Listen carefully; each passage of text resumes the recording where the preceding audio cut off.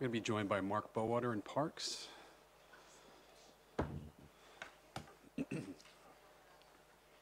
ora, Madam Chair and Committee. Kia ora, Madam Chair and Committee. As you're aware, Auckland is changing and growing rapidly, and we're challenged with how to do this in a way that protects what we love and value. Today we're bringing to you an urban forest strategy. The vision on the slide in front of you has been co-developed with Mana Whenua and helps guide short-term decision-making and investment for long-term outcomes.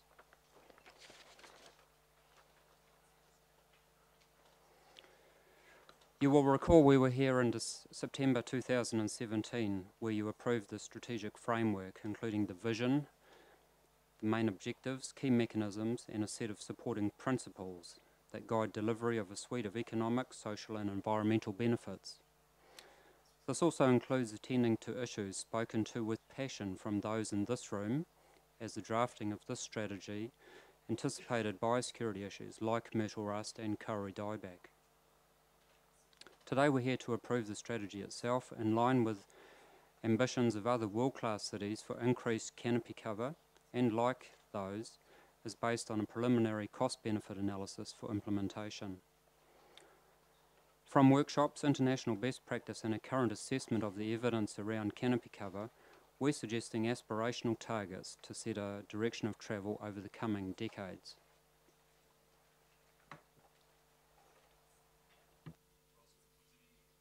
Press to talk, there we go. We're also proposing an implementation framework, which you see in the slide in front of you. It includes cross-council collaboration, meaning that planners will work with arborists and foresters to integrate policy and knowledge and our understanding of how to use the best management tools to achieve the outcomes. It means funding and partnerships, including partnerships perhaps with developers, and thinking more than just buildings, but the surrounding urban environment, and delivering a greener surrounding urban environment. It also means area-specific implementation, and that means engagement with every local board and key partners and stakeholders to do so. The framework, you might be aware of, actually has 18 high-level actions. They're grouped under 3 main themes that will be familiar from September: knowing, growing, and protecting. And 2 final slides. One about, funding, and I guess as is stated in the paper, no additional funding is required to hold the line. If we want to implement the strategic principles that you've approved in September, we can generate better value for money and at least make a hard effort to restore our canopy cover to a baseline of 2013. Let's be clear though, if we're going to increase our canopy cover and deliver the objective of this strategy, it will likely require additional resources. As part of the process, we will come back to this committee on the completion of further work, understanding the costs and benefits, particularly because we're missing a key piece of information here, and that is our next LiDAR flyover, and actually understanding the trends in our canopy cover. And right now, let me just kind of put to rest a few of the concerns that came up at public testimony this morning. We actually don't know precisely what's happening out there. People have some assumptions, some anecdotal information. My guess is that all of us have our own stories about what we think is happening out there, but until we have the evidence and the data, it's really hard to make good decisions. Speaking of which, we heard some comments about the value of trees, and I just wanted to throw in this last slide as a way to help wrestle back control and the truth. And I guess the easiest way to say this is that no one's right. It really depends on what you count and the methodology. And so I don't think the committee wants to go into the depths of the cost-benefit analysis and understand all of our assumptions. I could be wrong, but I'm just seeing the smirk on Dean's face that says, yes, don't go there. However, the benefits and the assessment we've done is a very conservative estimate intentionally. It's not meant to assign absolute value to the trees. It's not meant to be comprehensive and encompass every single thing we can actually value from the benefits in urban forest. It's supposed to signal us the general magnitude of the benefits. Likely, those numbers that you see in front of you are quite a bit bigger, but this gives us at least the basics to say, look, the benefits gained from an urban forest outweigh the costs, and therefore we should consider that as we decide which direction to go forward. So like I said before, we will do further work to understand those costs and benefits related to the urban Ngāhere as our next steps, and we'll come back to committee as is recommended in August, or at least by August, with that LiDAR information as well. I assume there might be some questions. Thank you, Madam Chair. Thanks, John. Mark. The question I have is the intercept between planting of trees and brownfield intensification, and when you have mini lot design as compared to maxi lot. So when you do a greenfield, there's thousands of trees get planted around the periphery and the edge. When you're doing brownfields, only a few house sites at a time. How does our planning rules intercept with that to create what you're trying to achieve here with increased urban planting? I think that's a challenging question, Deputy Mayor, and I think that's actually the rub here, is that as we grow, and as Mark has said in the beginning, the changes we're seeing threaten the things that we care about, and that's actually having access, and perhaps even equal access among local board areas to urban amenities like trees. So part of the process is actually working with the resource consents, plans and places team, et cetera, to make sure that we have, as part of the strategy, we can actually use levers to help generate those outcomes. In some places, actually, it might require us to be more flexible and say, look, we're going to have to lose some tree canopy here and there to make room for something else. But that doesn't mean we don't replace that at or greater at the same amount of tree canopy on our trajectory toward a greener Auckland. So I think what we're trying to say here is take the big picture approach, and as we intensify, there are opportunities. Some of those opportunities aren't traditional trees. Some of those opportunities are things like green roofs. Some of those opportunities are creatively using the public right-of-way in the streetscape. Walking down Franklin Road, regardless of what you think about non-natives, is a different experience than walking down College Hill. So I think we don't have all the answers, Deputy Mayor, but I think we are struggling to find a way to make those approaches work so that we can both intensify and green our city at the same time.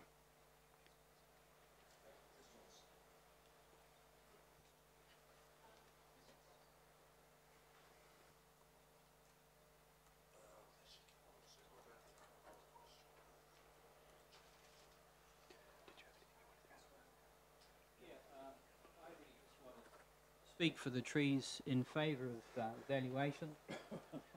What we've got again in this council is not joined up thinking. Earlier we heard a presentation around climate change and carbon mitigation. Fundamental to that is preserving the carbon in trees and the soil and the like. We've got opportunities to do that. We're not going to do that. So this is another instance on a decision by decision basis where I see us not doing things to walk the talk. And that's my ongoing concern.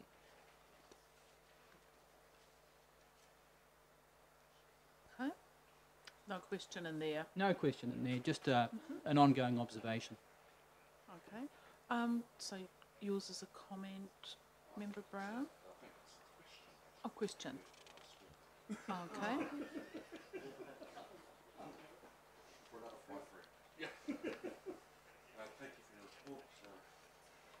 Apologies, thank you for your report. The strategy is generally it's a really feel good, look good thing, so it's actually hard to not support. But your comment around detail is interesting insofar as you've gone and applied a formula around umbrella cover by default of some trees can be removed to be replaced in the greater picture. Would you agree that that's actually the current status of practice outside this room every day, insofar as removal of trees for the purposes of development, however, make good under a landscaping plan, and hey, here's some natives, a mixture of exotics.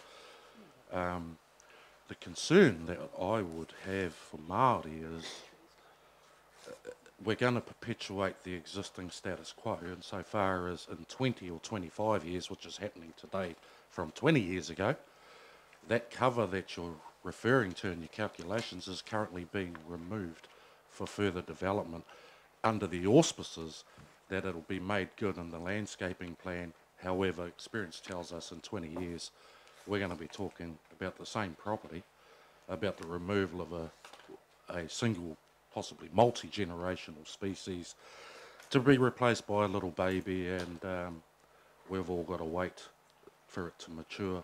Arguably, they will never mature in the built environment. Do you have a comment to make about that? I could come up with one. Well, it's Member just Brown? that you referred to the removal in the Yeah. greater picture, and that it's all good and well in the greater picture. It's going to be replaced in the umbrella and the make good. I have a different Yeah. perspective. Thank you. I was just suggesting that we might want to take a flexible approach because in some cases we will, on a case-by-case basis, not want to protect 100% of the existing set of trees in the urban environment because it's actually challenging to do so and also include things like city rail link or whatever it might be. But I think the whole purpose, to your good point, I think the purpose of developing a strategy is to make sure that we're not taking a death by a thousand cuts approach or a hold the line on one side but we let the other side go. We need to actually take an integrated approach to where we want to be in the long term. That means looking at the tenets of the strategy, including understanding a lot more, being able to manage the impacts, being able to reforest where we can and how we can, and to take that approach, maybe even right-size it differently to different parts of the city. We're looking at, I use the example often, but the Kaipatiki local board has a 30% canopy cover. There might be a different set of strategies to maintain that 30% than it would be at Manarewa, where it's 8% right now. For a whole variety of reasons, there's a disparity between people's access to the urban forest. So those are the kinds of things we want to address in the big picture. It's really hard for me to comment on a specific development case by case, particularly because this strategy also prioritizes public land. There's fewer levers that we can use aside from education, partnerships to generate these outcomes on private land. I'll just have a follow-up question then. So, in the data so far, just recognising we had some local boards that had some numbers over values of trees and the like, are you aware of, or do you have your finger on the pulse around the daily removal application volumes in the consenting space? I do not. I would suggest that the best way to understand the trends by region and of all of Auckland is to compare apples with apples, and that's not to compare anecdotal information, but to use our LiDAR information that we are currently, I understand the geospatial team is currently processing and figuring out. That'll give us a comparison on, are we losing canopy cover? And we could actually be definitive on where that is and address the problem accordingly.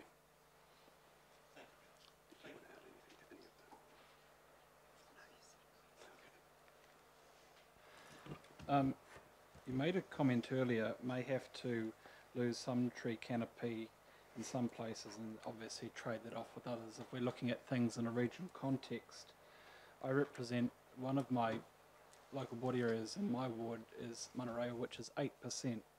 So, and I guess that goes to the question that some communities are severely diminished in terms of their canopy coverage.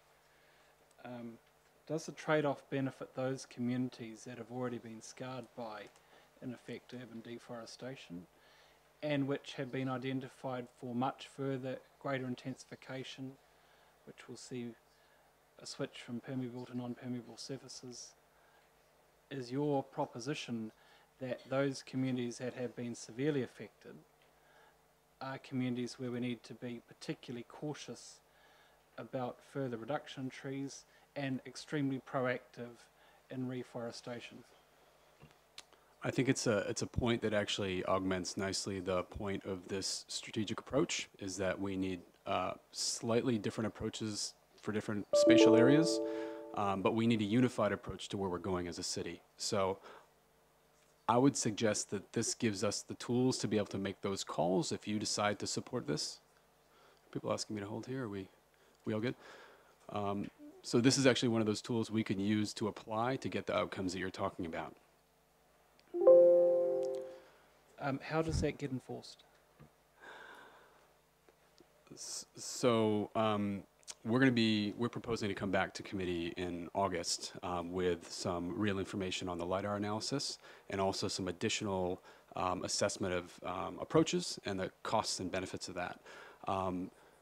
I think as per the climate change conversation that the mayor said in the previous item, we have mechanisms to hold our delivery agencies accountable to deliver on this strategy. I would assume that we would want to use those. Let's also be clear that this strategy was developed across a large swath of the Auckland Council team and with some CCOs. So in terms of enforcement, maybe the word is actually implementation with those who have agreed on this approach alongside us in the development of the strategy.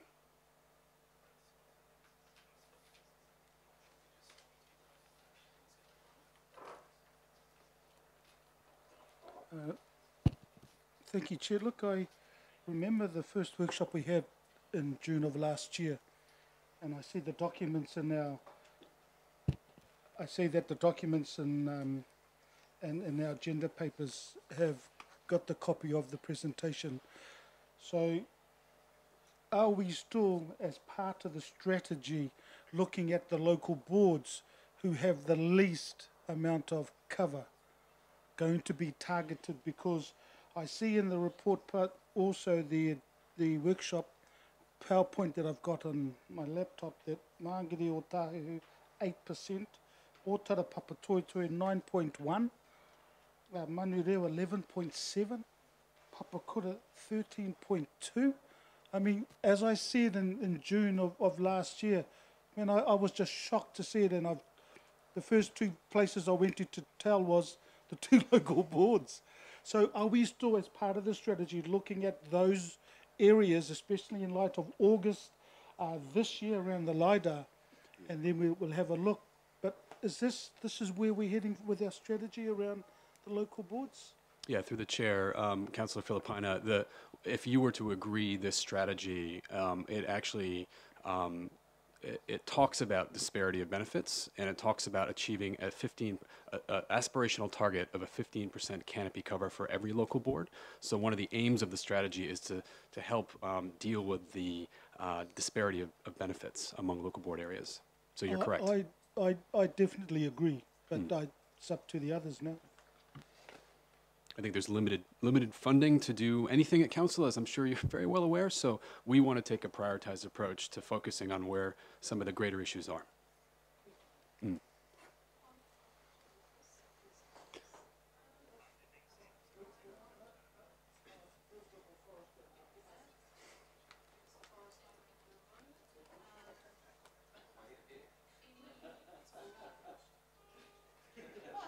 I think I can see, I can see we are losing control here.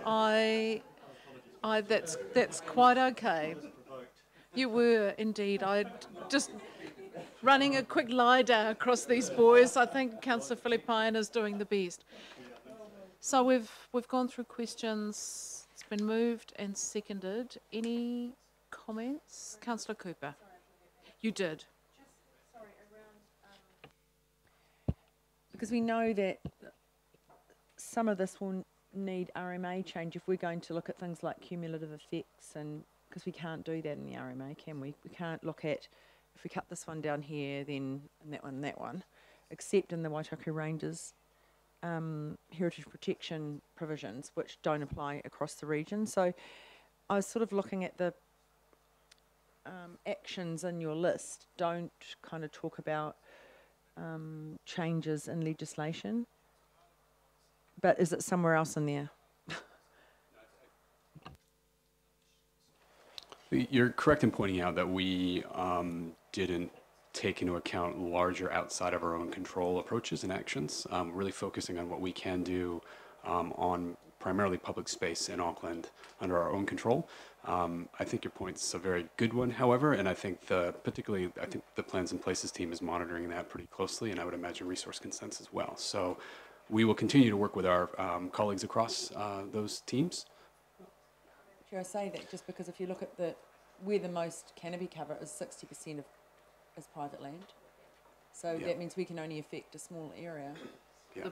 That's the work that will be coming back to Councillor Darby's committee in conjunction with regulatory, environment and planning, looking at urban tree protection and what needs to be done, what legislative change